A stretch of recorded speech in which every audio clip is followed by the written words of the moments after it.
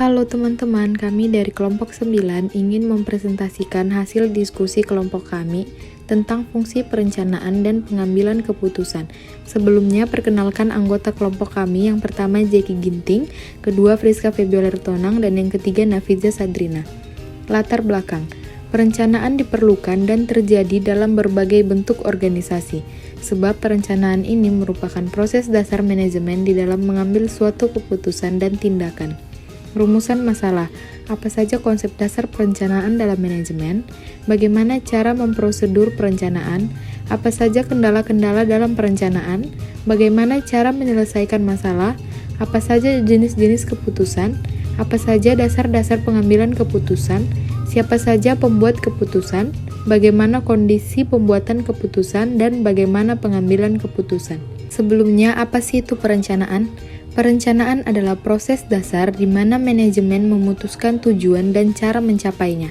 Ada dua alasan mendasar akan perlunya perencanaan. Yang pertama, protective benefit, dihasilkan dari pengurangan kemungkinan terjadinya kesalahan dalam pembuatan keputusan. Yang kedua, positive benefit, ini dalam bentuk meningkatnya sukses pencapaian tujuan organisasi. Prosedur perencanaan. Yang pertama, menetapkan tujuan dan serangkaian tujuan. Menetapkan target atau tujuan, perencanaan dimulai dengan keputusan-keputusan tentang keinginan atau kebutuhan organisasi atau kelompok kerja. Yang kedua, mengidentifikasi segala kemudahan dan hambatan yang dapat terjadi. Kemudahan dan hambatan perlu diidentifikasikan untuk mengukur kemampuan organisasi dalam mencapai tujuan. Yang ketiga, merumuskan keadaan sekarang atau saat ini. Pemahaman akan posisi atau keadaan organisasi sekarang ini.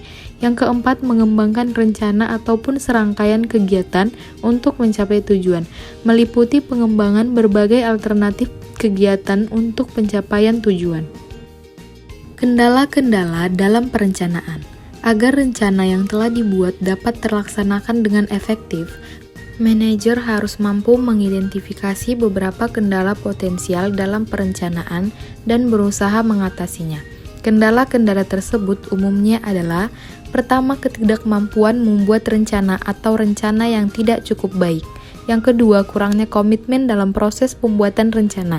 Yang ketiga, lemahnya informasi. Yang keempat, terlalu fokus pada masa kini. Yang kelima, terlalu mengandalkan diri pada unit atau bagian perencanaan. Dan yang keenam, memusatkan perhatian pada faktor-faktor yang dapat dikuasainya. Penyelesaian masalah.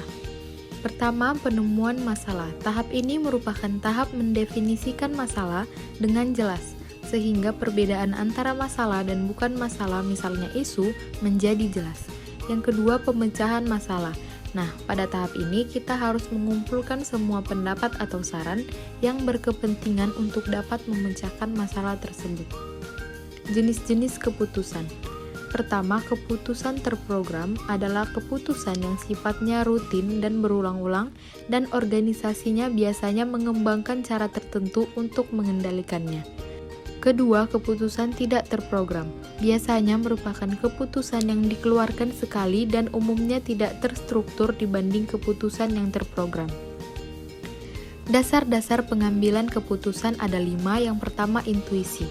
Intuisi adalah istilah untuk kemampuan memahami sesuatu tanpa melalui penalaran rasional dan intelektualitas. Yang kedua, pengalaman. Pengalaman seseorang dapat memperkirakan keadaan sesuatu, dapat memperhitungkan untung ruginya, baik buruknya keputusan yang diambil.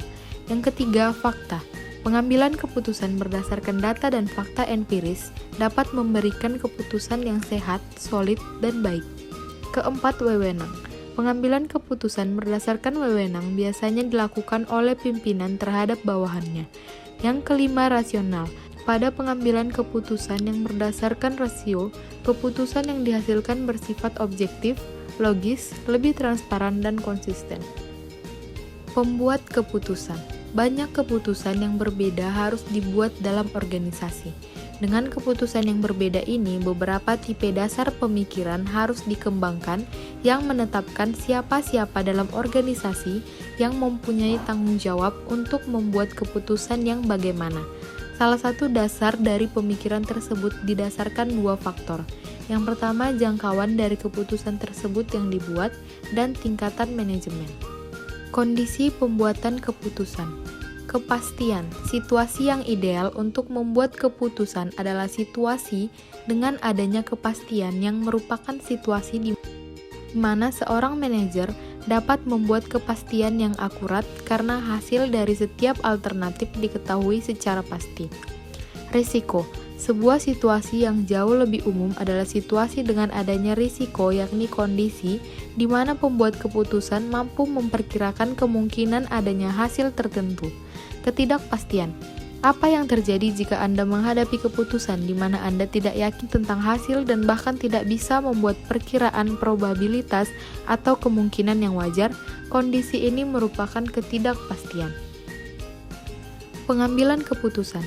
Pengambilan keputusan memiliki beberapa definisi dari para ahli. Menurut Eisenfurt dalam Lunenburg 2010, pengambilan keputusan adalah proses membuat pilihan dari sejumlah alternatif untuk mencapai hasil yang diinginkan.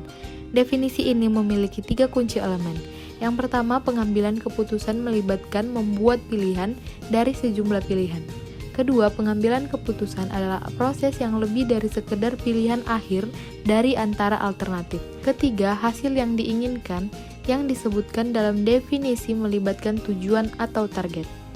Kesimpulannya, perencanaan merupakan tahapan paling penting dari suatu fungsi manajemen, terutama dalam menghadapi lingkungan eksternal yang berubah dinamis dalam era globalisasi ini. Perencanaan harus lebih mengandalkan prosedur yang rasional dan sistematis, bukan hanya pada intuisi atau dugaan.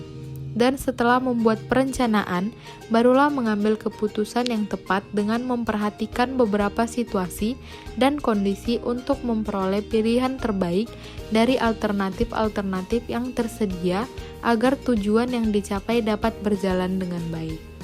Demikianlah materi yang dapat kami sampaikan. Jika ada kesalahan kata, kami mohon maaf. Terima kasih.